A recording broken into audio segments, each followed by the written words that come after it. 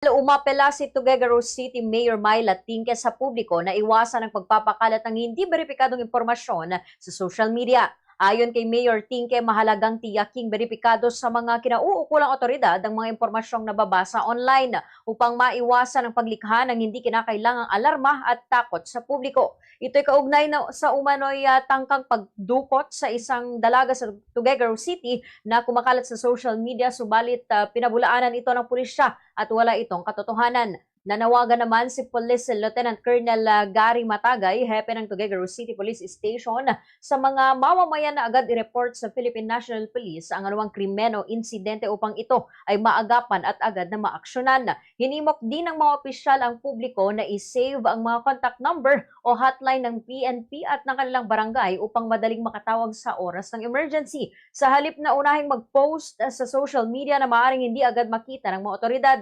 binigyang diin ng mga opisyal na ang pagpapanatili ng kaayusan at kapayapaan sa komunidad ay isang sama-samang responsibilidad ng pamahalaan at ng bawat mamamayan.